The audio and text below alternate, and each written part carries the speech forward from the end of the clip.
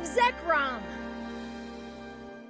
Alright, so before we get into the show, I feel like I should say that this was the point as a kid when I stopped watching the Pokemon anime. Not because I thought it was bad or anything, I actually barely remember this season. It's because, back then I was a little bit older, I was around a teenager, so I was like, ew, animation, that's for kids. I'm a cool grown-up adult. I watch cool grown-up shows like Victorious and Dog with a Blog. So yeah, the past 4 series, I did sort of know what was going to happen. I wasn't really that surprised. But going forward, I'm going in completely blind. Well, I've been spoiled with some stuff due to just being on the internet, but for the most part, I don't really know what's coming up. So let's begin with the theme called Black and White. The song is weirdly calm, not saying Pokemon has to have some hype hard rock intro, just nothing has really captured the magic of the original or Johto yet to me. Always hard when the journey begins. Hard to find your way, hard to make new friends. I will say it does have the most natural use of the series subtitle. Not always black and white, but your heart always knows what's right. The series begins with Ash and his mom heading to the Unova region, not for a journey, but to go on vacation. Which, good, glad Ash is spending some time with his mom after leaving every 5 seconds. Also, Professor Oak is there, because I'm sure he also wants to spend time with Ash's mom. However, when they arrive, a dark cloud forms, and guess who? Yes, Team Rocket are also in Unova, of course, but are dressed in black now and acting a little less goofy than they usually do for some reason. When trying to steal Pikachu again, the dark clouds reveal legendary Pokemon Zekrom, who strikes Pikachu with a giant blue bolt. That's when Professor Juniper arrives, the professor of this region, who takes Ash, his mom, and Oak to her lab to look at Pikachu, who is now emitting a strange electricity. While Pikachu is being looked at, a new trainer named Trip arrives at the lab to receive his starter Pokemon. He calls Ash a hick. From Pallet Town? Kanto region? What's so funny? See, I was just thinking that a guy like you came from the boonies. Trip chooses the Pokemon Snivy, the grass starter, much to the dismay of the water starter Oshawott. Ash then asks Trip about the Unova region, its gyms, and the league. That's when Pikachu runs out, now fully recovered apparently. Trip then challenges Ash to a battle, seeing that he's a trainer as he wants to test out his new Snivy. Ash, being the more experienced one, starts off strong, but when he calls Pikachu to do a Thunderbolt, Pikachu, use Thunderbolt! it seems Pikachu is unable to make electricity at all, and Trip uses this advantage to win. As he begins gloating, Ash ignores him because, well, he needs to see what's wrong with Pikachu. It seems after being struck by that strange lightning, Pikachu is now overloaded, which means it can't use electricity anymore and never will again because it has too much, whatever, anime logic. And the episode ends with the cloud Zekrom was in, heading to Juniper's lab as Pikachu's electricity starts going haywire. As a first episode is fine. Not really going to say much about Trip right now, because we're going to learn more about him later, much like we did with the other rivals. I will say, as a season premiere, it does its job, I guess, making you interested in what's happening, why Zekrom is there, why it shocked Pikachu, and if it will ever use electricity again. Really makes you wonder what's going to happen. And then you watch the next episode. Enter Iris and Axew! So yeah, after freaking out about Pikachu, he's fine. Yeah, he's just okay. That whole he'll never use electricity again thing is completely done and resolved in the first 2 minutes of this episode. Yeah. Way to build up suspense. I mean, we could have told an interesting story about Pikachu not having to rely on his electricity, but I guess I'm the dumbass for thinking that. After that horrific moment of terror, Ash announces, of course, after getting curious about Unova, that he wants to travel and fight in the Unova League. So he gets his Pokédex from the professor, says goodbye to his mom and the other professor, and he sets off for Striaton City, where his first gym battle will be. On the way there, he spots an Axew, and trying to catch it, it turns out it belongs to a girl named Iris, who just hangs out in forests, I guess. Iris asks Ash about that weird cloud stuff earlier, and when he mentions Zekrom, she starts getting even more curious as Ash ignores her to catch Pokemon. Let's catch a Pokemon! You don't get it. You act like a little kid. If you want to catch it, you've got to battle it. I knew that! First, you have to battle the Pokemon and weaken it, then you throw your Pokeball. Right, I know. Ash takes his own advice eventually, catching a P-Dove. That's when Team Rocket shows up again to steal the Pokemon, but they are saved thanks to the Oshawott from Juniper's lab, who seems to have followed Ash as it helps save the day. Yeah, that's the episode. That's pretty much where it ends, Oshawott saving them from Team Rocket. So if you're wondering, Team Rocket is not there to capture Pikachu specifically. They are there, from what we know as of right now, to investigate the mysterious organization, as far as Giovanni has said. Oh yeah, I almost forgot, Jesse catches a Woobat in this episode too. It just kind of happens. It's really quick. I do hate that they just kind of made the last episode pointless with how fast it resolved the whole Pikachu not using electricity thing. And to be honest, that means it hasn't really started off on the right foot with me. The fact that it would just build up something so serious like the main Pokemon not being able to use its main type of move just to be like, oh, never mind, it's fine. And no, this isn't a thing where it's like, oh, it's going to come back later at the end or it's going to be connected. No, it's straight up just like, it just happened and it's done. Like, they never bring this up again at all. So yeah, not a great start with me with, tricking me like that, but we got like 100 something episodes to go. It's too early to judge. Might be one of those ones where it takes a while to get good. You never know. A Sandile gusher of change! So, why are you coming along with me anyway? Excuse me, but it's not that I'm coming along with you, it's that you're coming along with me, get it? No, seriously, why are you here? Look, I figured since you don't know the Unova region, I'd help you out. Ax? But what do I get for trying to be a little bit nice? Obviously not even a thank you. Okay, but why are you here? Pikachu didn't destroy your bike. I don't remember you asking me if I wanted you to come along. Before we can figure that out, the Oshawott shows up again, showing it wants to be Ash's Pokemon, so he alerts Juniper that her Oshawott followed him, and she sends him its Pokeball so Ash can be its official owner. Later, the two come to a resort for hot sand spas. Is that a thing, or am I uncultured? However, the resort is being terrorized by a Sandile with sunglasses, but it turns out the Sandile has been purposefully scaring people away to keep them from erupting geysers of boiling water. And the day is saved as the wild Sandile now begins to follow Ash. Man, Ash has a real problem with wild Pokemon becoming obsessed with him. Team Rocket also has a new motto now, by the way. It's not that great. It's trying to be too extra, I feel. Like, thrusting the hammer of justice down onto the black darkness of the universe. We bring white light of evil into your future! Hammering justice onto the black universe. Carving our names in the rock of eternity. The Battle Club and Tepig's Choice! Arriving in Accumula Town, Ash and Iris head to the Pokemon Battle Club. Pokemon Battle Club, huh? So what's that? Are you fucking serious, Ash? But the club is shut down when something steals all the food. It turns out to be a Tepig that looks very skinny, dirty, and kind of sick. It has a rope around it and seems to have been abandoned by its trainer. Then, after another Team Rocket scheme, Ash catches Tepig, adding it to his team. So yeah, once again, Ash gets a fire starter that was abused by its previous trainer. That seems to be a theme for some reason. What do the animators have against fire-type Pokemon?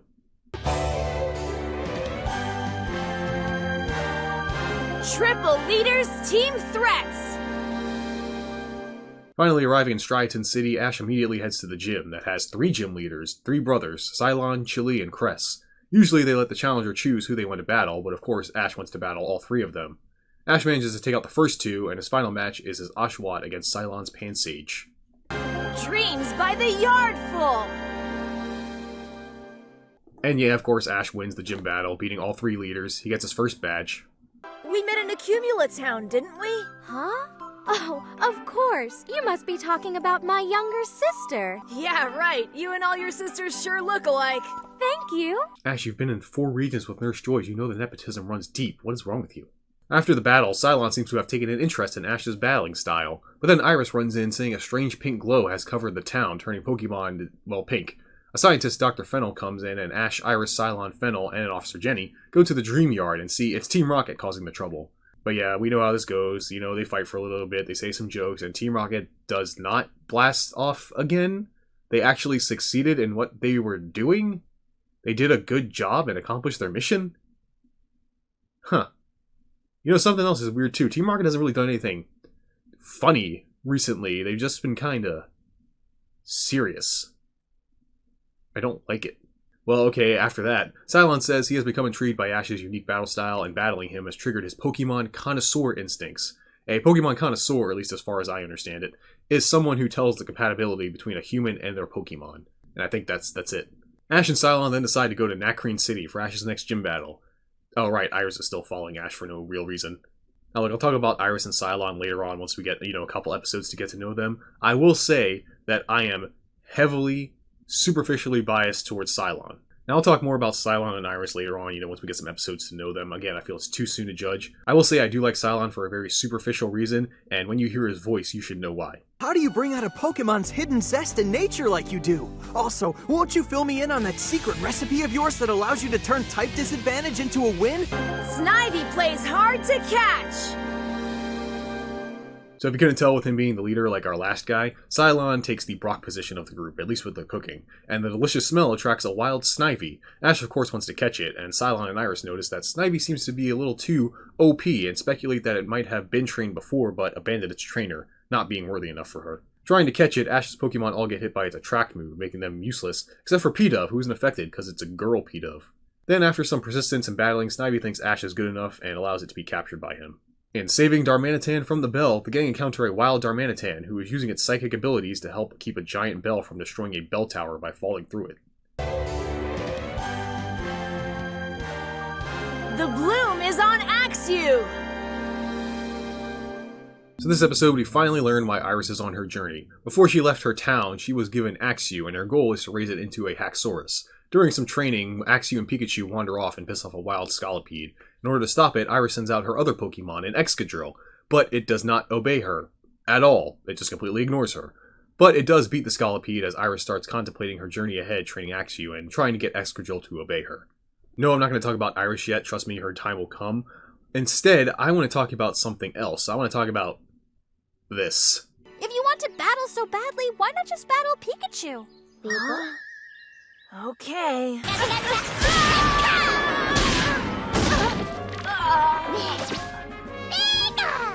I'm not finished yet! Like, yeah, I've noticed that for some reason, this season has made Ash a lot dumber. Like, not even that he's reverted to how he was at the start of the show, he's just straight up forgotten basic shit he should know. He's also a lot more impulsive than before. Ash has always been someone to act on instinct, but here, he's impulsive. There's a difference. He's not really thinking about the consequences. And I hate this. I'm pretty sure this was done to have Ash appeal more to kids. You know, probably the show's been going on for so long, so they kind of wanted to give him a soft reboot. I get that, but I preferred it when he was, you know, the kind of version that he was in Sinnoh, you know, where he was more experienced, more well-traveled. And yeah, he wasn't perfect. He still had a lot to learn, but he wasn't, you know, an annoying idiot.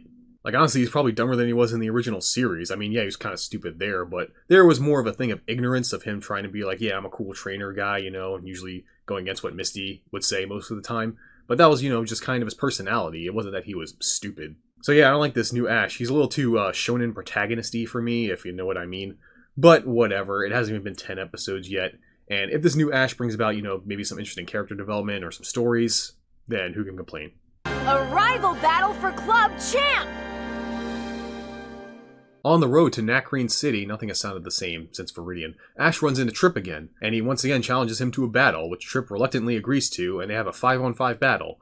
And Ash loses, since Trip does have the stronger evolved Pokemon, I guess. And Trip tries to act all tough, taunting Ash, but Ash is not down about it, promising to train and beat Trip next time. Well, he's still positive after losing, knowing that he can just get better. At least they kept that one good trait about him.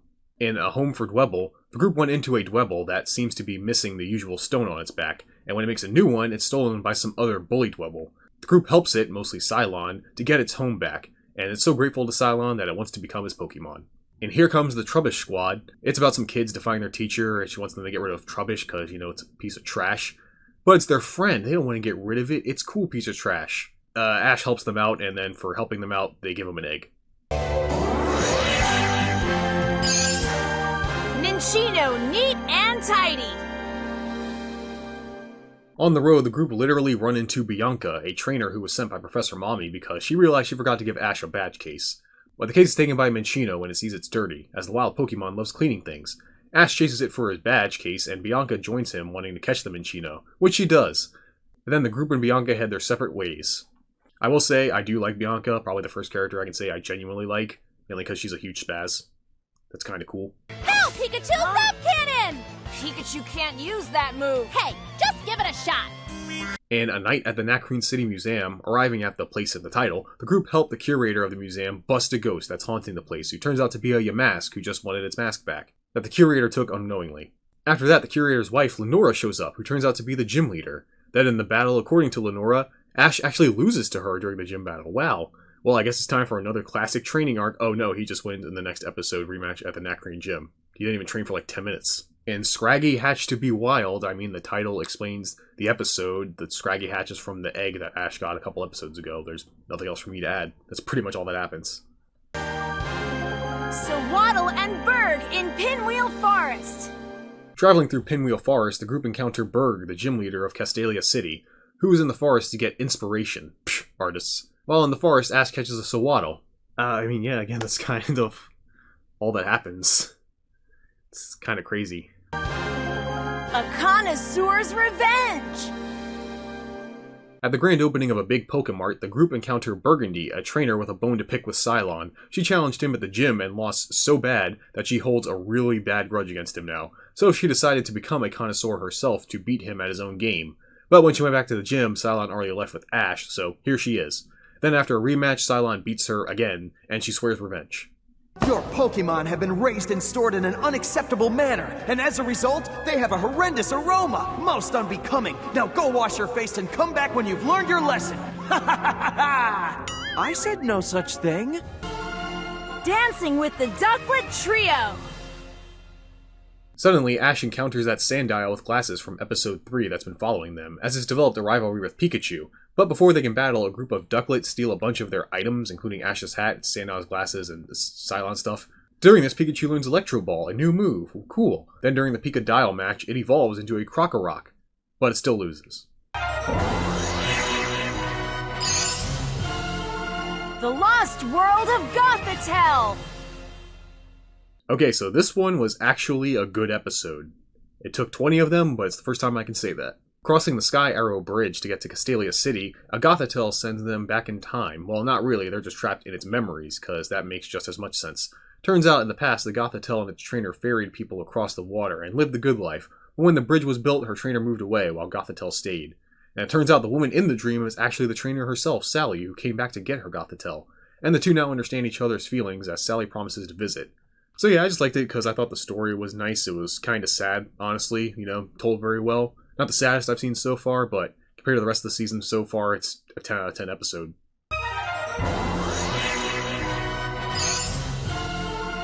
A Venipede Stampede!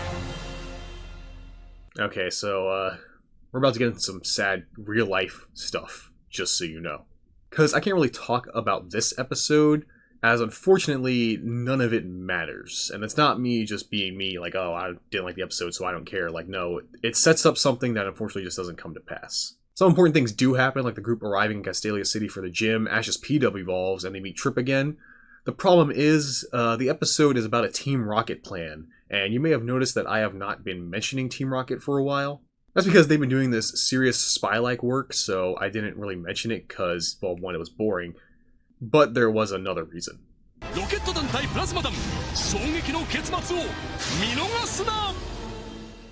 See, this whole time, Team Rocket in the background have been gathering a bunch of items, meeting other Team Rocket members, and constantly talking to Giovanni to build up an epic 2-part episode where Team Rocket would face off against this region's evil team, Team Plasma. These episodes were scheduled to air in March of 2011, and if those dates don't mean anything to you, well, it was around the time Japan had one of its biggest natural disasters, the Tohoku earthquake. An earthquake so massive that it caused a giant tsunami that devastated the Tohoku region, killing thousands, and it also caused a meltdown of several nuclear facilities that the country is still feeling the effects of today. Needless to say, after something that big, the entire nation basically put everything on hold to address the devastating tsunami. And this includes a lot of products that were viewed for entertainment, like movies, TV shows, and anime, including the 2-parter I just mentioned. It was scheduled to air around the time that happened, and apparently it had been completed, as there are previews of the episode, but they have never been aired.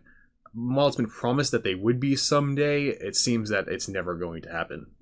Because as we'll see later, the Pokemon writers would eventually just kind of retcon these 2 episodes out. These were supposed to be really important episodes, by the way. Like, this was supposed to be the main plot of the whole series, like this whole Team Plasma stuff.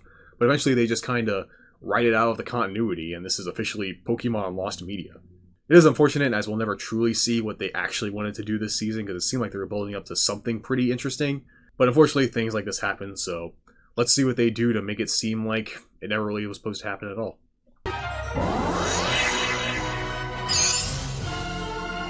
Battling for the love of bug types! So yeah, with their past stuff thrown out, Team Rocket just go back to what they do best, trying to steal Pokemon. Which, while I didn't like the new series Team Rocket as I become endeared to their bumbling ineptitude, I'm kinda glad they go back to normal, something I didn't think I would say when I started this. Also, James gets a Yamask, so it all worked out in the end. So anyway, what are the twerps doing again? Oh yeah, Ash got a second gym badge, and his Sawaddle evolved into a Swadloon. Okay. Emolga the Irresistible! So on the way to, what the fuck, Bianca is with them now? Yeah, she's just there at the start of the episode. Like, she wasn't in the last one at all. She didn't even, like, show up at the last 5 seconds. She's just here now. Okay. An Emolga comes around the group's camp that Bianca wants to catch. After some shenanigans, though, the Emolga wants to be caught by Iris instead, so now Iris has a new Pokemon.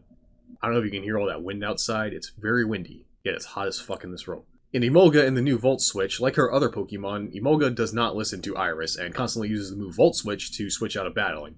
Also, its haughty attitude and ego causes it to develop a rivalry with Ash's Snivy. Okay. Also, Bianca finally leaves the group. Bye, Bianca, where'd you even come from? In Scare at the Litwick Mansion, it's a ghost episode. In the Dragon Master's Path, after meeting a new trainer named Emmy, who has a Dredagon, she asks Iris for some advice on how to train her dragon, since Iris grew up in a village of dragons. Literally, it's called the Village of Dragons. We also learn this episode that Iris dreams to be a Dragon Master. It's like a Pokemon Master, but more limiting. Oshawott lost Scalchop! Here we are introduced to a new rival of Ash's, Stefan. The whole joke for this guy is that all the main characters constantly mispronounce his name. I'll accept your challenge, Stefan! Huh? The name's Stefan, but whatever. What you doing with all this, Stefan?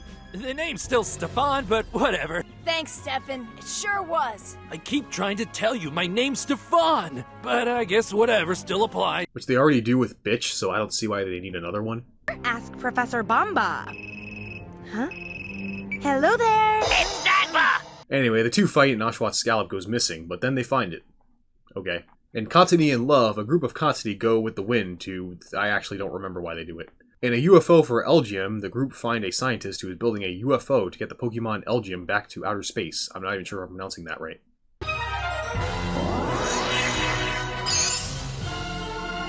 Ash and Trip's third battle!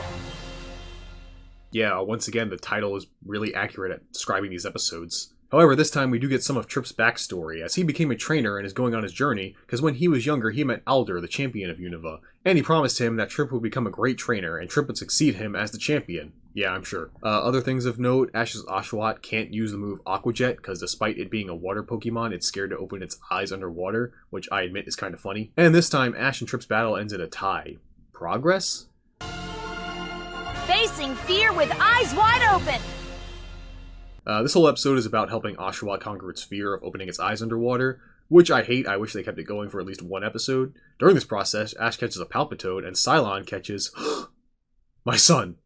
Stunfisk, the greatest Pokemon of all time. Iris and Excadrill against the Dragon Buster! Why are these titles stealing my job now? They're just describing the episodes. Yes, Iris meets Georgia, an Ice-type trainer known as the Dragon Buster, who wants to beat every Dragon-type Pokemon in sight.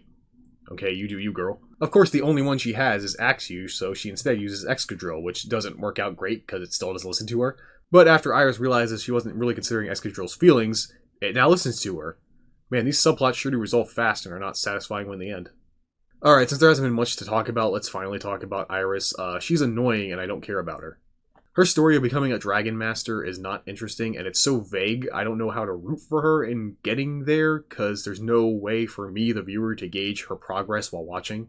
And as I said before, she has no reason to be traveling with Ash. Misty started following him to get him to pay off her bike, but through the journey she got to like him and they became friends, so they just kept traveling with each other. May and Dawn also got their bikes destroyed, but May went with Ash at first because she just wanted to travel, was a new trader, and also blackmailed Ash about the bike. Dawn was just a friendly person and already saved Pikachu, so it makes sense why Ash wouldn't mind traveling with her. Not to mention, those two were on their own journeys with their own goals, so they would always happen to be going in the same direction anyway. Iris is just here because the series needs a girl. Her goal does not need her to follow Ash, and besides him saving Axew a couple times from Team Rocket, I don't see why she would follow him. Maybe because of the Zekrom stuff, but that's debatable as they don't really bring it up at all anymore.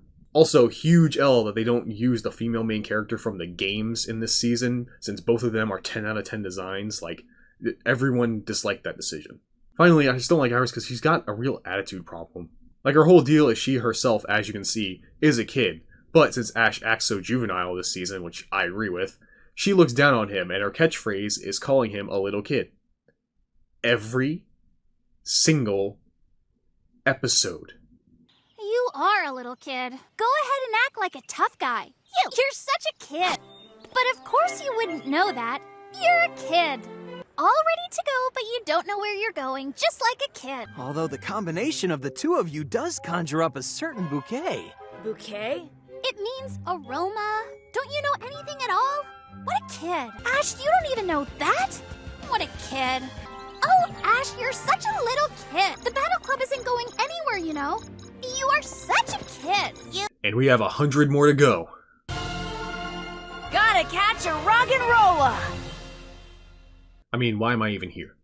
And where did you go, Audino in the area are going missing, and Detective Cilan is on the case. Who could have done it? It's Team Rocket, who I haven't mentioned in a while. They've been showing up again, just as I said, back to their usual Pokemon stealing escapades. They are a lot more boring now because they kept that seriousness from before. They're still a little goofy, but are definitely meant to be taken more seriously.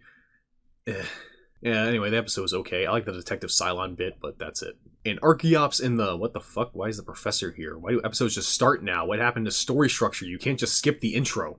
At least in a fishing connoisseur in a fishy competition, we get an explanation as to why Bianca was in that Emolga episode out of nowhere. As this episode, which isn't interesting, it's about a fishing contest if you can't tell, was supposed to air before the Emolga episode, as this is where Bianca shows up again and joins the group at the end leading into that episode. I mean, it makes sense, episodes and schedules were moved around heavily after, the thing happened. But what was the last episode's excuse? Movie time! Zorua in the Legend of the Pokemon Night! Yes, if you're curious, this is the episode with the longest title in the entire anime. The episode itself is the group helping an aspiring filmmaker, Luke, make a movie with its Zorua, an illusion Pokemon that can play any part, except it doesn't want to play a male character, you sexist. They make their movie and it sucks, but the audience claps, so I guess it's good.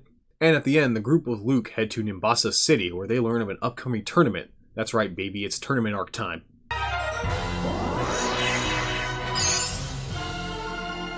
Reunion battles in Nimbasa!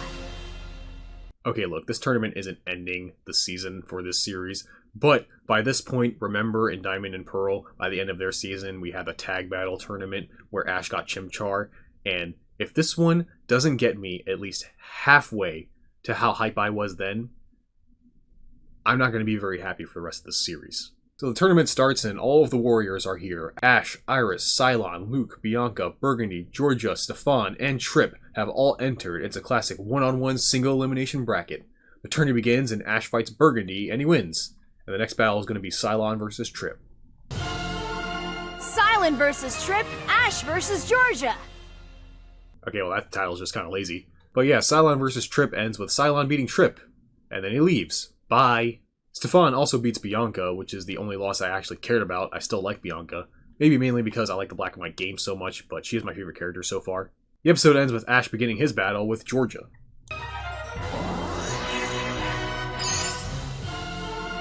The club battle Hearts of Fury, Emolga versus Sock!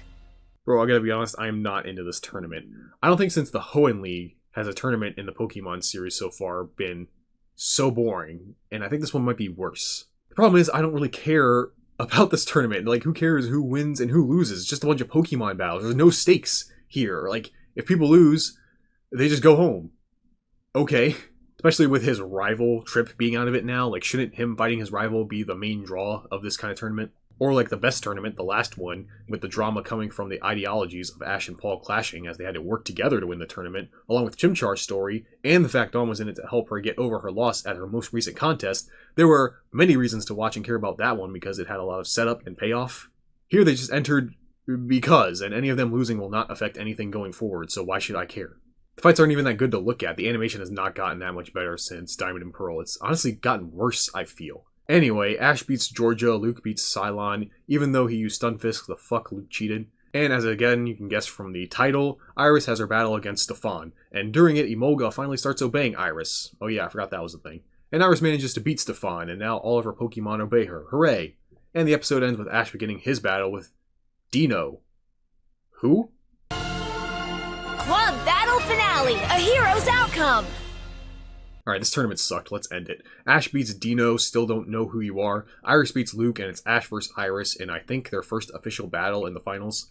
And Iris wins, most likely because Ash used Pikachu against Excadrill, which even anime logic can't save you from that. And Iris wins a bunch of wings as a result. Alright, before we talk about it, let's at least end the season. Meowth's Scrafty Tactics! Continuing their travels, the gang come across Meowth, who has been cast aside, saying he was fired from Team Rocket. The group is clearly skeptical, but let him come with them anyway. Which, like, come on, we all know this is an obvious Team Rocket scheme. Why are we entertaining this? We know what's going to happen. Well, something interesting does happen. Iris tries to catch Meowth, which, again, is something I never thought about. Yeah, because I guess no one really owns Meowth as a Pokemon, so he could be caught if he's not careful. Huh. Oh yeah, the actual episode is about a Scrafty needing help to fight a Mandibuzz, whatever. Meowth will just go back to Team Rocket at the end of this episode anyway. In Purloin, Sweet, or Sneaky, the gang are still traveling with Meowth? I mean, we actually have a change in the status quo? I mean, we all know it's still a Team Rocket scheme, they're not going to stick with Meowth for a long time. But the fact that we're getting something different because of it, like, alright, I'm all for it, let's see where this goes. The group come across a Purloin that Meowth, Iris, and Oshawott all love, but Cilan seems to hate Purloin for reasons he doesn't want to get into. And he's right, as the Purloin wanted to trick them all to steal their stuff. What a bitch. Also, Meowth almost gets caught again. Dumbass. In Behem, Duosion, and the Dream Thief, the group are led to a hotel by Behem, who promises them a great night's sleep after they exclaim how sick of camping they are. Turns out the Behem is owned by a Dream Thief, and the rest of it is pretty much the movie Inception, but with Pokemon. It's actually kind of a fun episode. In the Beartic Mountain feud, the group help a lost Cubchoo return to a group of Beartic after it's separated from them after a storm. Crisis from the underground up! Whoa, Meowth was lying? OMG. Honestly, it wasn't that big of an addition to the twerps. He just translated for the Pokemon, which he usually did anyway, so if you're wondering, the plan was for Team Rocket to use the subway system at Nimbasa to steal all the Pokemon from the Pokemon Center, including the protagonists. Okay, why did Meowth need to travel with them for a couple days to do that? I want a legitimate explanation. Like, why did he have to do that? Battle for the underground!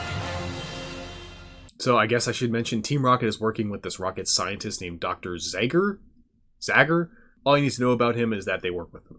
And yes, this Team Rocket plot got 2 parts for no reason. Seriously, in any other season, this would be like one episode that ends exactly like this one, with the plan being foiled by those pesky twerps. I also really hate serious Team Rocket now. Like, they are so boring.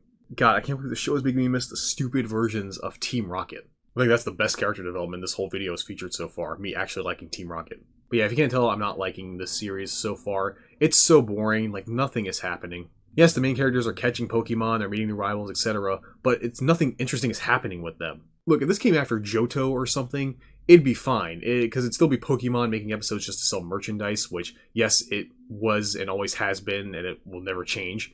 But Ruby and Sapphire, and especially Diamond and Pearl, show that they can plan these seasons out and have arcs and character development and interesting stories.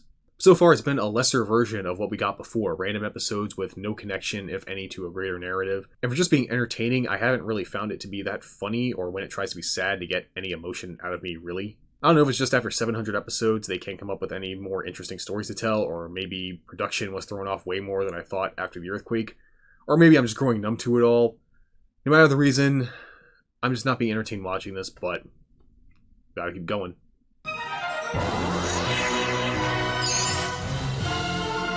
Enter Elisa, electrifying gym leader!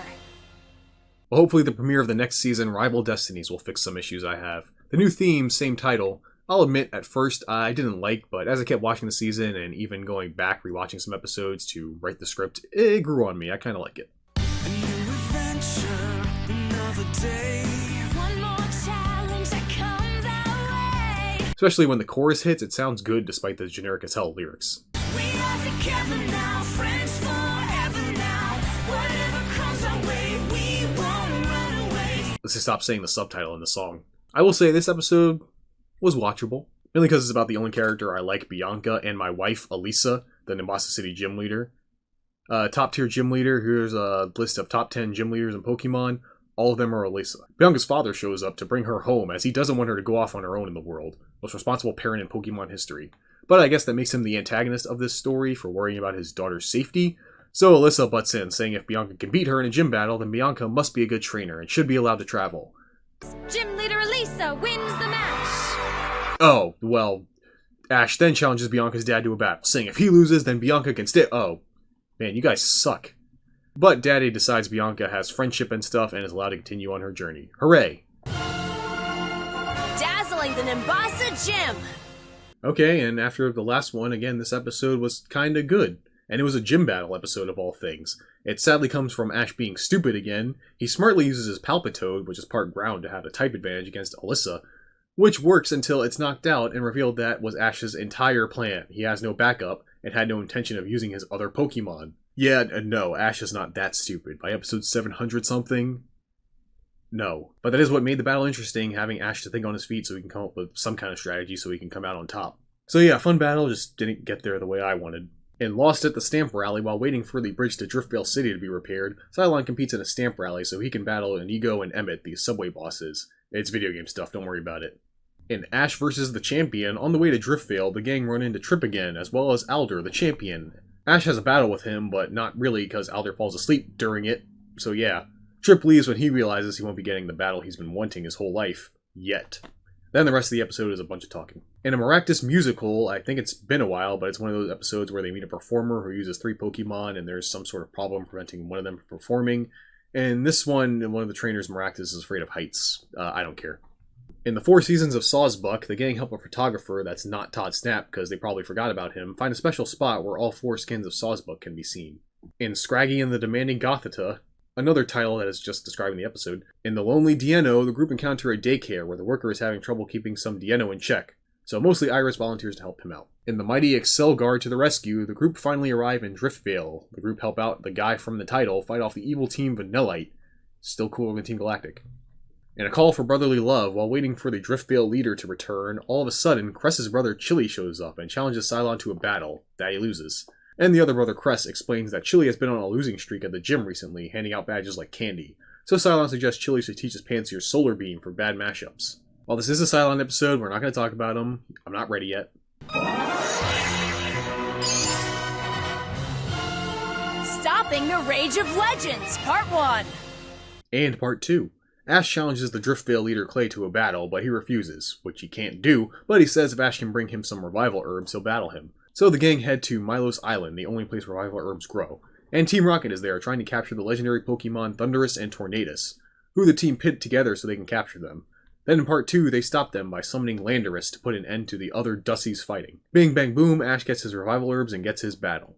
Man, they really need to stop giving these Team Rocket schemes 2-parters. I mean, I don't care how much more competent they've become, or Dr. whatever his name's helping them. I can't take Jesse James or Meowth seriously at all after what I've seen them do, and I preferred them when they were idiots. Hashtag not my Team Rocket. In battling the King of the Mines, Ash has that battle with Clay finally, and he wins. During the battle, his Roggenrola evolves into Boldore, and the group head to Mistralton City for the next gym. In Crisis at Chargestone Cave, the group head to that place but find the Joltik and Galvantula are feeding off of their electric Pokemon. That's because Team Rocket are stealing the electricity-charged stones that they usually feed off of. Also, they run into Bianca and Professor Milf again. Because in Evolution Exchange excitement, the two of them trade Pokemon. Bianca trades her Shelmet for the Professor's Carablast, and now Bianca has a new Escavalier. Also, they meet Juniper's dad, Cedric, who Ash and friends go on an adventure with in Explorers of the Hero's Ruin. This episode is actually kind of fun in how Cedric deliberately puts the group in danger to have the full adventuring experience, which Ash and Cilan think is awesome, but Iris hates. Good. Then after saying goodbye to him, they run into that Krokorok with the glasses. Okay, why are these episodes serialized all of a sudden? Battling the Bully!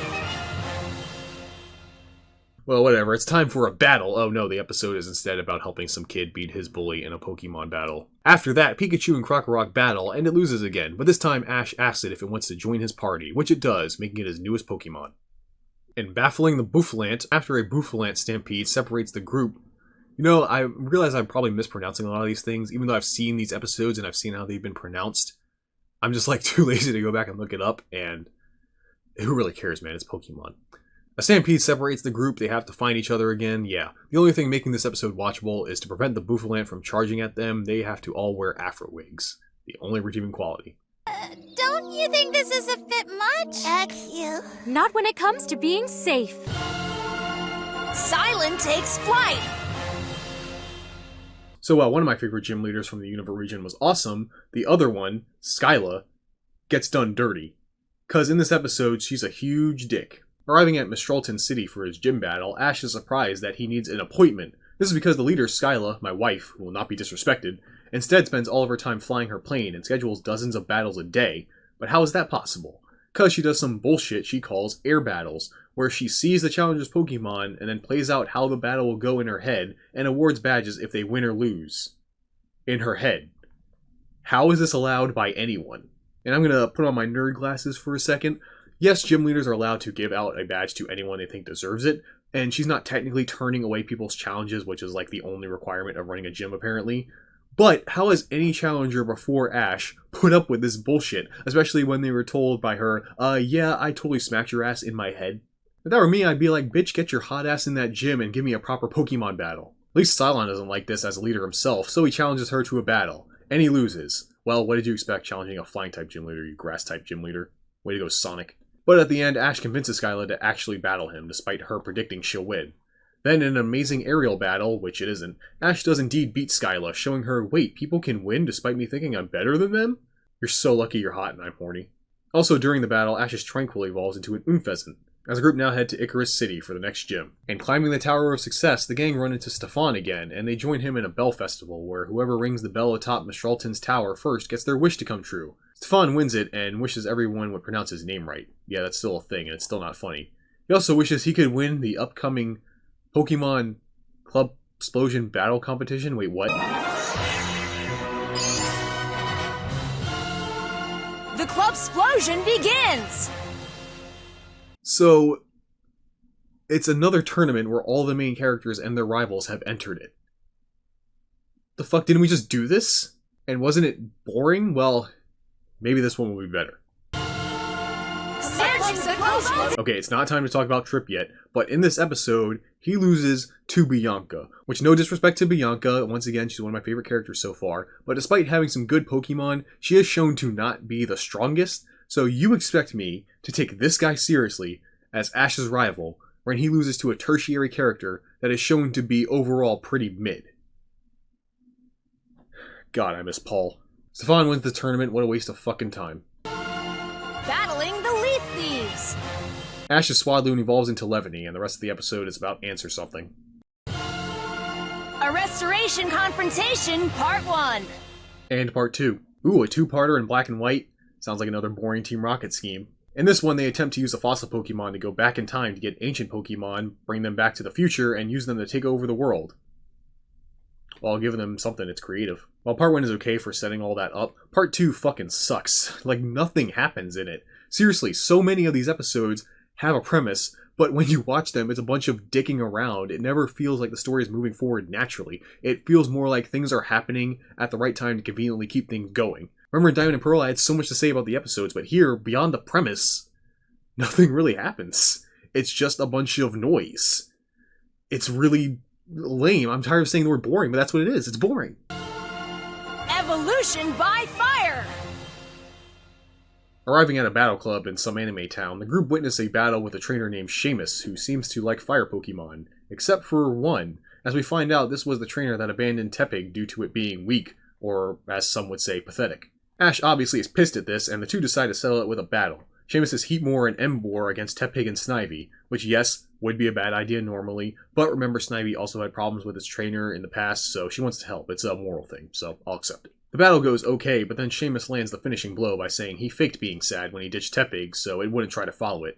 But seeing Snivy stand up to the big fire types fills Tepig with determination, and he evolves into Pignite, which lets him beat the two fire types somehow. Then Seamus, the bitch that he is like, hey, you're strong now, so I'll take you, which Pignite obviously refuses. Finally, a good episode about one of his Pokemon. It's been a while. And guarding the Guardian of the Mountain, almost at Icarus City, the group meets Bryson, a movie star by day, gym leader by afternoon, who was in the mountains training after he was injured on set during a movie shoot. But soon, him and the gang need to stop a Pokemon hunter named Rizzo, who is trying to capture a Volcarona. Rizzo.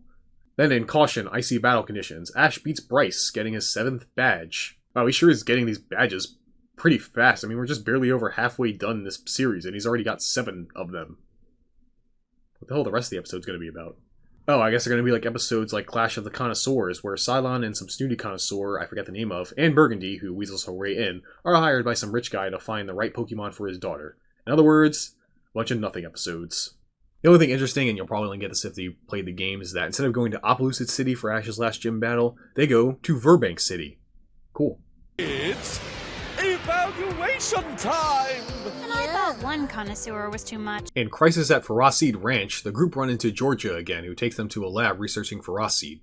And when some of them start covering the place in moss, Iris has to overcome her fear of ice types by working with Georgia's new ice cream cone.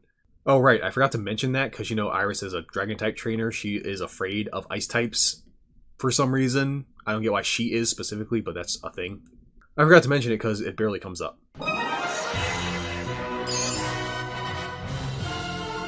An epic defense force! Arriving in Burbank already, the group meet Luke again, and again they help him with a film. That's cool and fun, but most important is, in this episode, Ash comes across a mysterious Pokemon for a second that Team Rocket also happens to be tracking. And at the end of the episode, of course, it starts to follow him.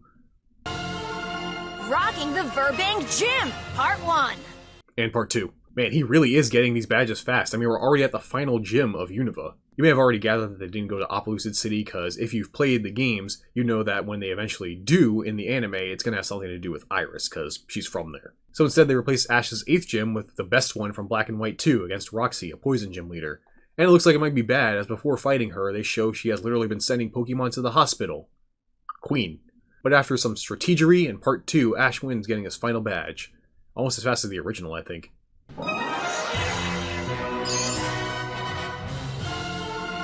All for the love of Meloetta! So after learning the Unova conference will be in... It's Cynthia! I legit didn't think we'd ever see her again, and bro, she is in a sleeveless top? God damn. Even Cilan and Iris can't resist her sexiness. She is here in Unova to do an exhibition match at the upcoming Pokemon World Tournament Junior Cup. And the gang wanting to be around Cynthia, at least that's why I do it, enter the tournament. That's right, it's another tournament arc. Meanwhile, Team Rocket tries to catch Meloetta, the mysterious Pokemon Ash saw before, but it escapes and the group find it and nurse it back to health, with Ash's Oshawott getting a crush on it. Knowing what a good dragon trainer Cynthia is, Iris challenges Cynthia's Garchomp with Axew, which goes like expected, but at least Axew learns Giga Impact. Cynthia then invites everyone to stay at her villa in Adela Town until the tournament, with Meloetta following them, and Team Rocket, of course. And waiting at the villa is...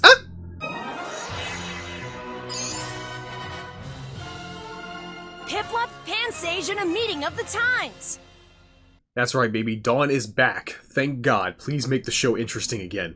She's here to participate in the Junior Cup thingy too, and we see her Cyndaquil has evolved. Neat. Then Cilan has a friendly battle with Dawn, but Meloetta interrupts it, revealing it's been following them, as Team Rocket watches from the shadows. An expedition to Onyx Island, that does happen. Here's the best part of the episode. Where's Brock when you need him? Never forget. And the mystery of the missing Cubchoo, again, yeah, that happens. Sadly, even with Dawn and Cynthia around, these episodes are still nothing burgers. Iris and the Rogue Dragonite! After a Dragonite fights a Hydreigon, the Dragonite crashes into a power plant. Unfortunately, the townspeople who lose power think the dragon has attacked the power plant and come looking for Cynthia's help.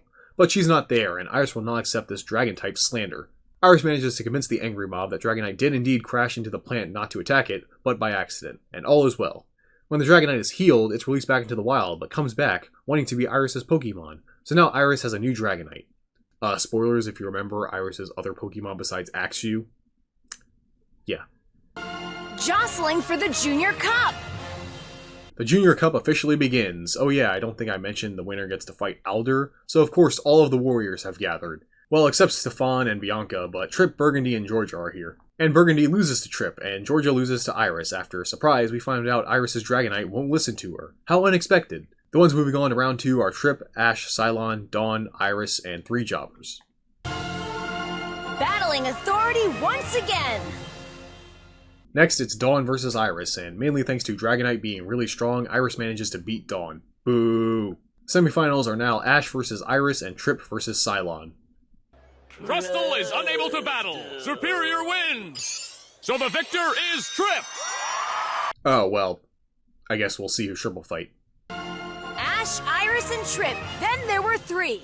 Yeah, I just said that. During Ash and Iris' battle, Dragonite starts obeying her, until it says fuck that and does its own thing again, which won't work this time when Ash's Crocorock evolves into Crocodile. Then it's Trip versus Ash. Finally, the 2 rivals clashing again. He wins in like 10 minutes. Are you serious? Goodbye, Junior Cup. Hello, adventure. So Trip finally gets his chance to fight Alder, and loses. But I guess he's satisfied that he got to battle him anyway. Whatever, man. The Junior Cup is over. It was better than the last one, I guess, for 2 reasons. Then the group run into Cameron, who has run very late in entering. Okay. Then sadly, Dawn leaves. No, please stay. Take Iris instead. Then the episode ends. Oh, it's that Cameron kid again, who says he's participating in the Unova League but is missing one badge. So he runs to Humalau City to get his 8th one. Okay, bye. Oh no, Ash follows him. Wait, what? What is happening? Then en route to Humalau, which is a lie because they are there already, the Cameron guy gets his badge then leaves. That was the most awkward rival introduction ever. In Unrest at the nursery, the group, mostly Cilan, help a nursery worker figure out why a Volbeat and Rufflet there just won't get along.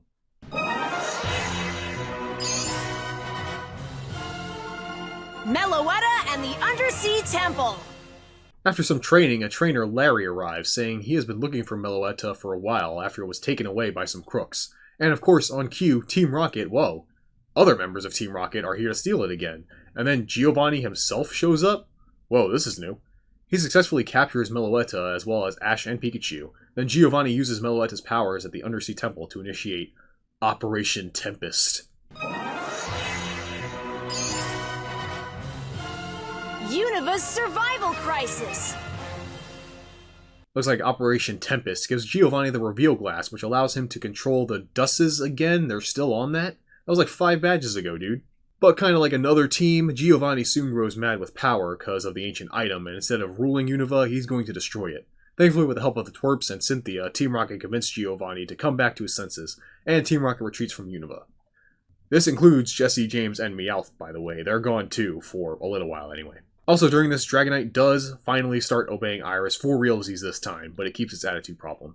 Okay, so that's a Team Rocket plan you reserve for a 2-parter. Also, yes, if you didn't know, this is the first time in the anime main series, I gotta be really specific for you nerds, I guess, that Ash meets Giovanni and actually does battle him in some way. So, that's neat, I guess. But yeah, Unova is saved, so next up, the Unova Conference. Beauties battling for pride and prestige. So here we are, the final season of Black and White Adventures, Unova, and beyond. Yes, unlike Ruby and Sapphire and Diamond and Pearl, every series for each region from now on is only separated into 3 seasons instead of 4. The new theme song, It's Always You and Me, is actually pretty good. I like it. It's the next chapter, the ultimate goal. Ready for battle, brave and bold. It starts off with a catchy beat that builds up properly to the chorus, which I love when it hits with that. Oh, we've come so far, we fought so hard to get where we are. One of the first themes in a while that makes me wish we go back to the minute-long theme songs. Anyway, this episode kind of sucks. The gang sadly leaves Cynthia's villa to go to the Unova League. Goodbye, my love. And then it's one of those cat fight episodes, do you know what I'm talking about? Where some snooty girls piss off the main girl by calling them a piece of shit or something. And so Iris wants to get revenge, so they sneak into their rich battle club for women. Cross-dressing happens. I don't care, I miss Cynthia. In a surface-to-air tag battle team, the group helps some tag battle brothers catch some water-type Pokemon to help balance their teams.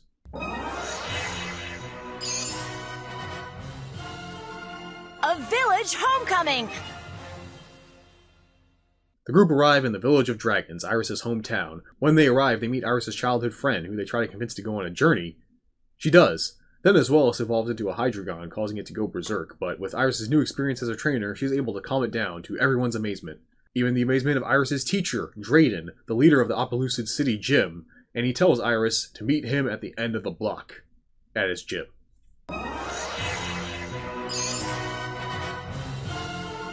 Drayden versus Iris, past, present, and future.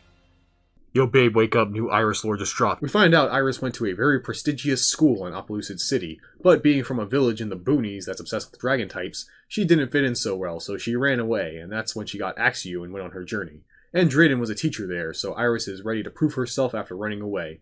The battle's kinda close actually, but Drayden is the winner. After some words of encouragement, Iris then learns Drayden is the one who suggested that she should go on a journey, and is considering her to succeed him at the gym. Pocket that one for like 400 episodes. I'm not kidding. Team Eevee and the Pokemon Rescue Squad is another one of those episodes that introduces a rival for the upcoming league, you know, one episode before the league starts. This one introduces Virgil, who's got a team of Eevees. That's the most interesting thing about him. Curtain up Unova League. Oh boy, another tournament arc. Participating in the Unova League are Ash, Trip, Bianca, Stefan, Cameron, and Virgil. But then it's about to begin. Ash versus Trip. Wait, already? Great, Stefan. Nice to see you. Still saying it wrong. Stefan, what's wrong? Ding, ding, ding, ding! And they win first prize for the correct pronunciation! But that's how we've been saying it all along. Yeah. Mission, defeat your rival. So, Ash beats Trip in one episode. And they're friends now, I guess. Then Cameron beats Bianca. Okay, now we can talk about Trip after that wet fart of a rival battle. Like, Trip sucks, man. He's the worst main rival, I guess, to Ash. Like, the only thing about him that makes him a rival is he doesn't like Ash for some reason. They don't really explain why. He's just kind of an asshole. And his motivation to fight Alder is thrown by the wayside so fast. I mean, it could have been interesting, him having the goal to become the champion, you know, him being so determined to become the very best like no one ever was. But instead, it's just a thing that happens. Also, the battles he has with Ash suck. Unlike Gary or Paul, there's no clashing of egos or ideologies. They're just, Trip kind of finds him annoying, and Ash is like, haha, that sure was a fun battle, I'll get you next time. He also barely shows up. Yeah, Gary did too, but his personality was so extra when he did show up, you remembered. I barely recall any episodes this guy was in. What an uninteresting rival to Ash. Definitely the worst one. I've already forgotten about him. In Lost at the League, that's right, it's a filler episode for the Pokemon League part. This should just be back-to-back battles. Why do we have this? Ash gets lost and a bunch of trash get mad. Moving on. Strong strategy steals the show. It's Ash versus Stefan, and the only thing of note is Ash actually uses strategy here by teaching his Crocodile Aerial Ace to counter Stefan's Sock. Wow, wish we could see Ash do more of that. He wins and moves on. Cameron's secret weapon. Next is Ash versus Cameron, and during it, Cameron's Ryulu evolves into Lucario. Wow. And this is the battle they decided to make the multiple parts one. The one against the Spaz we met like 5 episodes ago, not the rival that's been there since the beginning. A Unova League evolution. Ash loses. Well, that's lame. And the ultimate winner is Eevee Guy. Hooray! Well, it wasn't as boring as the Hoenn League, but it was executed worse, if that makes sense. I'll talk about it at the end. More importantly, dear audience, you may have noticed, wait, we just started this final season and the Unova conference is over, so why the hell are there like 30 episodes left? Shouldn't this be the end of it? Shouldn't it? New places, familiar faces. With the Unova League over, the group decided to return to Novema Town for now, where they meet a brand new trainer and guide her to the lab to get her starter. After choosing Tepig, the group help her have her first battle, and look who's back observing them, Team Rocket, back again, and this time they're officially back to being their more comedic characters. Thank God. And also back is the classic Catch Pikachu and whatever else. Also, it's revealed that I guess just off-screen, James caught an Among Us and Jesse caught a Frillish. Yeah. Can't believe I'm saying this, but thank God Team Rocket is back to being themselves. Hopefully, them being dorks again will bring some entertainment to this season. They also changed their motto again. Besides the 2 opening lines, it's the same as the original. Prepare for trouble, we're back for more. And make it double using words of yore. The name's N. It's not a name, that's a letter. On the way to Aspertia City to see the new gym there, the gang run into N, a weirdo who can talk to Pokemon. N also seems interested that Ash encountered Zekrom at the start of his journey. Oh yeah, I forgot about that. And the two seem to hit it off until N shows his disgust towards Pokemon battles. Puh. But after some rocketing, they go their separate ways, but N says they will meet again. And there's a new gym leader in town. Arriving in Aspertia City, Ash challenges the gym leader Charon and loses. Man, he loses a lot, I feel, this season. Anyone else get that? In Team Plasma's Pokemon Power Plot, yes, this is the proper introduction to Team Plasma since the unaired episodes. And look, despite me liking Team Plasma in the games, the first one, I'm gonna spoil it, the anime version is pretty lame. All we see in this episode is the gang find out Team Plasma has some sort of device that makes Pokemon turn on their trainers, and they run into Looker again, who is investigating. We will discuss further later. In the light of Flossie Ranch, at the place in the title, the group find a rancher who is trying to teach her Ampharos Thunder Punch so the other sheep will respect it. And the only Pokemon the group has is Iris's Dragonite that knows it. The most friendly one. Saving Braviary. So the episode is N trying to save a Braviary from Team Plasma, and after the group helps him, N decides to travel with them. In the Pokemon Harbor Patrol, it's another episode about a group of Pokemon, and one of them has a problem that keeps them from performing their best, so the heroes help it out. Also, N's whole addition to the group is the same as when Meowth joined them, honestly. He translates what the Pokemon are feeling and or what to say to the humans. So yeah, he's just another Meowth.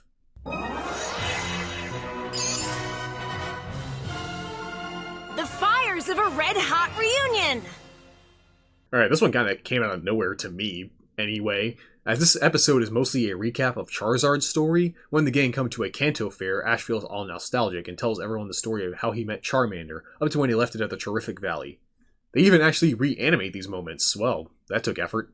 Eventually, Ash calls for his Charizard to be transferred over, and it instantly starts a rivalry with Ash's Dragonite. But after the two battle, they gain respect for each other. And now, Charizard rejoins Ash's party. Yeah, Charizard is back for a while. Okay, I guess.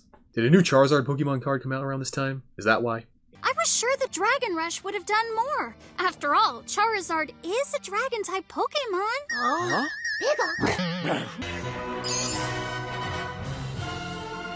Team Plasma's Pokemon Manipulation! Oh yeah, so I never mentioned it. You're probably wondering why the group are wandering around Unova right now. They're actually headed to the White Ruins to meet Cedric again. Why? Honestly, I don't remember and I don't care to look it up. On the way there, they find out a Haxorus has gone on a rampage in a city, and Looker is also there investigating. Of course, it's Team Plasma, and during the kerfuffle, I don't know why I decided to use that word, N gets injured, and after the fight, two mysterious women take N away into the void. God, I wish that were me. Secrets from out of the fog! N explains to the group that the leader of Team Plasma, Getsis, raised him to be a shill for freeing Pokemon due to his ability to vibe with them. But eventually, N realized he was lying, when he was tasked with summoning the legendary Pokemon Reshiram, and Getsis wanted to catch it, so Reshiram burned them all. Afterwards, the two women, now known as Anthea and Concordia, and stepsisters, then took him to this cabin in the woods, where they all lived together taking care of Pokemon that were abused by the evil that is man. But the group showed them, see, Pokemon know humans ain't all bad.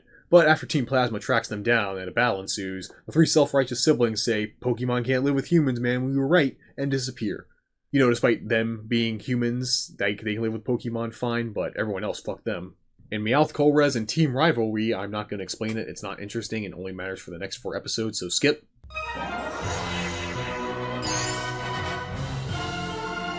Ash and N, a clash of ideals! Arriving at the White Ruins, the gang finds Cedric has discovered the Light Stone that legends say is Reshiram in ball form. N, sensing something sus going on, arrives and steals the stone when Ash follows the two fall in a ditch. That's when Plasma arrives to attack, and the group up top, along with Looker, try to fend them off, but find it hard with their mind control machine. Meanwhile, Ash and N have a conversation about their ideals and points of view on Pokemon? Wow, that's new. I want to know why Pokemon exist in our world in the first place. What is their meaning, and what are they trying to tell us? Maybe there's a perfect place somewhere in the world where people and Pokemon can live together in peace. Team Plasma and the Awakening Ceremony! This episode just continues the Plasma stuff. However, there is a pretty good moment between Ash and Pikachu when Pikachu is mind-controlled, and Ash tries his hardest to appeal to his best friend to free him, and eventually tries so much at taking so much of Pikachu's attacks he gets knocked out, and then when Pikachu is eventually freed, realizing what he did, he collapses from exhaustion, and deep sad, man. Man, I miss moments like this that show Ash's dedication to his Pokemon and his friendship with Pikachu. Almost like they forgot when they made him stupider. Anyway, Plasma gets the rock and starts summoning Reshiram. Come on, Pikachu. It's me. Don't you know me, buddy?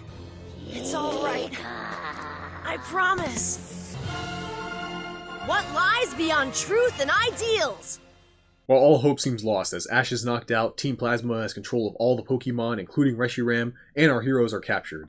But the ones who help save the day are Team Rocket, who distract Team Plasma long enough for Ash and Pikachu to get back up. And this time, the power of their bond has made Pikachu immune to the mind-controlled device. Okay, why now and not before? Either way, with a powerful shock, Reshiram is freed, and the mind-controlled device is destroyed. Team Plasma is defeated and arrested by Looker. But Reshiram is a little pissed about being mind-controlled, but luckily N is able to calm it down, as after seeing Ash's struggle, he now wants to help create a world where Pokemon and people live together in harmony. And then disappears for realsies this time, as the gang continue on their journey. So again, dear viewer, you might be thinking, okay, so this must be the end of Black and White. The next episode is like the epilogue. Nope. We still have 20 episodes left. Yes, 20. And you might be wondering, why is that the case? Well, dear viewer, that's because, obviously, we have entered the Beyond section of the show.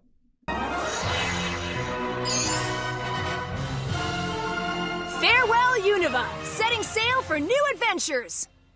Well, with everything done, Ash has decided to go back to Kanto, and Cilan and Iris decide to come along as well.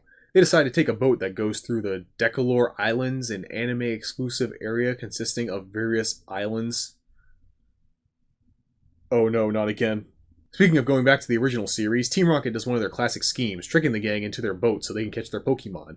This goes bad when Iris's Excadrill uses Dig on a boat, and that beats Team Rocket. Okay, and now the gang go to multiple islands again. In Danger, Sweet as Honey, after another Team Rocket scheme at an island, the Pokemon and people are separated, so Pikachu, Axew, Oshawott, and Meowth have to work together to get back to their friends. Another episode similar to past Pokemon stuff, okay. In Cilan, in the case of the Purloined Witness, after a lady's Liepard gem is stolen during a tournament on the ship, Detective Cilan is on the case. That is, if he can get over his fear of Purloin, as it seems to know the answer to who the culprit is. Okay, I actually did kind of like this one, if most of the first half wasn't some lame tournament again. No, we're not talking about Cilan yet. I know, we're almost done, don't rush me. The best part of this episode, though, was the ending joke when Cilan explains why he's afraid of Purloin. Why are you so terrified of Purloin in the first place? It's like this. The journey continues. I mean, that was good. I do personally think it is funnier that we, the viewer, never actually know the reason why, so they got a chuckle out of me. In crowning the Scallop King, Ash enters as Oshawott into a contest between Oshawott and Duat to become the Scallop King, mainly so Ash can beat a snooty Duat trainer. In the Island of Illusions, you can probably write the script yourself based on the title alone, and if you know anything about the Pokemon's Roark. In To Catch a Rotom, on one of the islands, the group run into Professor Oak. Well, that's okay. He's here trying to catch a Rotom, and he does. I know I skipped another Rotom episode, don't worry Rotom fans, you will have your day. In the Pirates of Decalore, the group and Team Rocket come across a group of pirate Pokemon who steal from any landlubber that dare come into their seas. Well, it's not that epic, sadly. Butterfree and me! Okay, so how long has it been? Like 700 episodes, and now we're bringing back up Butterfree? In this episode, after a Caterpie is left behind during a mass Butterfree migration, remembering his own first caught Pokemon, his own Caterpie, Ash becomes determined to help the Caterpie evolve so he can join its group. Yeah, like I said, I don't know how long it's been in this video. I'm gonna say maybe it's been 3 or 4 hours since I mentioned that Butterfree episode. Yeah, I still don't care about Butterfree, so I don't care about this episode. In The Path That Leads to Goodbye, a dumb fight between dumb Ash and dumb Iris leads to a dumb episode. This was just unpleasant and annoying to watch, knowing they will make up at the end anyway. In Searching for a Wish, the group help a girl find a Jirachi so she can wish for her mountain home to go back to being a lush green area, mainly so her daddy can come home. It's better than the movie. Capacia Island UFO! Okay, it's been a while, but here is another episode that I genuinely liked and was entertained by. Arriving at Capacia Island, a strange object crash lands, and when the gang investigate, Ash finds an amulet coin. Lucky. Then Team Rocket investigates the site, and James finds an amulet coin. How lucky. But Meowth isn't so lucky as a group of Behem abduct him, trying to take the charm on his head. The next day, Ash wakes up and sees nothing is wrong, except that everyone for some reason is wearing Behem masks and acting like zombies, including Iris and Cilan, and even Officer Jenny and Nurse Joy. In fact, the only people not affected are Jessie and James, besides Ash, so the three of them are forced to work together to find out what's going on. Now, I personally love sci-fi alien invasion plots, and wasn't expecting one in Pokemon, at least the anime series. It was a nice change of pace. I also thought the reason why Ash, Jessie, and James weren't under Behem control was pretty funny. I'm afraid idiots are hard to hypnotize. Idiots? What we were attempting to convey to all of you is that gifted people are hard to hypnotize. I see. So you're implying that we're geniuses. Whatever you say. Now we're getting to the truth of the matter. Glad we got that straight. The journalist from another region. Alright, a new waifu, now you're speaking my language. On Interchangeable Island number 57, the group meet Alexa, a reporter who's from the Kalos region, and is there to cover a Pokemon sumo competition. And that Pokemon sumo stuff? A long time ago, I took part in a Pokemon sumo competition. It was actually a lot of fun. Wow, what a reference to a random Pokemon episode that came out like a decade ago. I'm sure all the kids watching this show now understand that. After Ash wins this one too, Alexa joins our heroes for the rest of their journey. Hey, I'm not complaining. In Mystery on a Deserted Island, the group come to an island to search for pirate treasure, but the real treasure is the Pokemon we friended along the way. A Pokemon of a different color. Wait, what the fuck? Claire? She's back again? I mean, I'm not complaining, it's just kinda comes out of nowhere. Upon meeting her again, the group help her catch a shiny Drudagon, and she does. That's the episode. Well, it was nice seeing her again, I guess. In celebrating the hero's comet, I'm gonna be real, by this point I was so tired of this season, and knowing it was almost over, I started tuning out of these last few ones. So yeah, I don't really have any idea what happened in this episode. I don't remember it, and I could just read a plot synopsis from the various wikis on this series, but if the episode didn't get me to care when watching it, I'm not going to care now. In Go Go Go Goat, Alexa's Go-Goat kidnaps a child. I will not elaborate.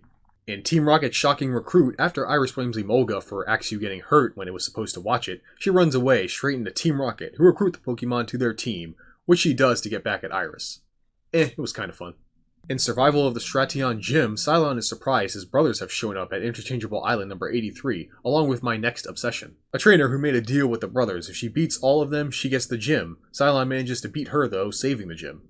No, it's not time to talk about Cilan yet. I'll get to it. We got all the time in the world. There's only 2 episodes left. Best wishes until we meet again! Finally, the gang arrive in Kanto. Well, mostly the episode is stopping a Team Rocket scheme on the way to Vermilion City, but when they arrive, it's time for everyone to go their separate ways. Iris heads to Johto to go to Blackthorn City because she wants to train with Claire. Oh, that's why she showed up. And Cilan plans to go to the Hoenn region. And then, wow, they just get yeeted out of the show so fast. I mean, everyone else got like a whole episode to send them off. Then Ash, along with Alexa, who wants to do an interview with Professor Oak, head to Pallet Town, and the final episode of Pokemon Black and White begins.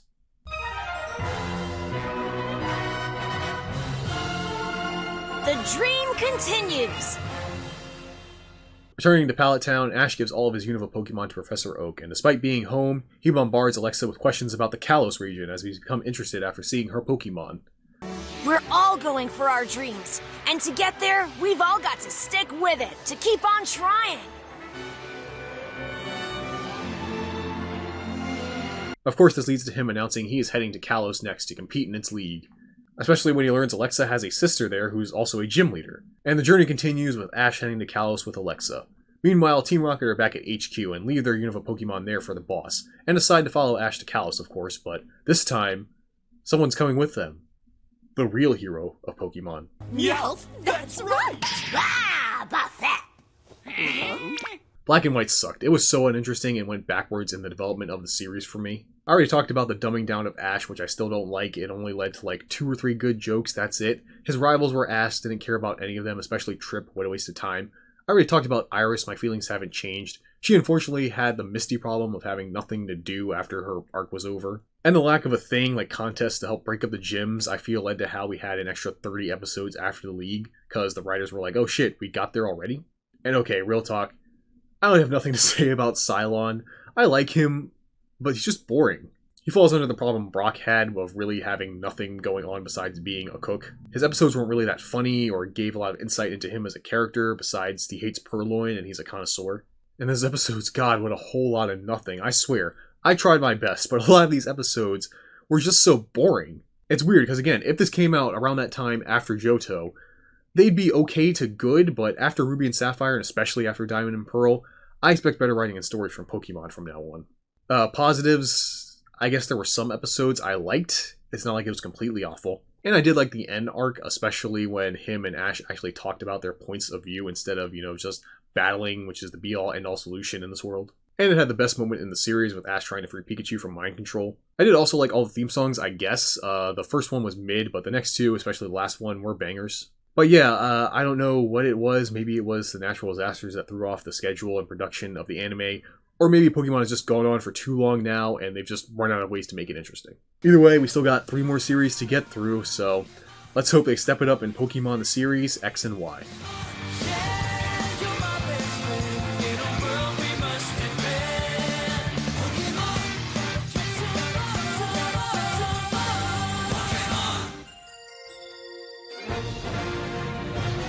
Kalos, where dreams and adventures begin!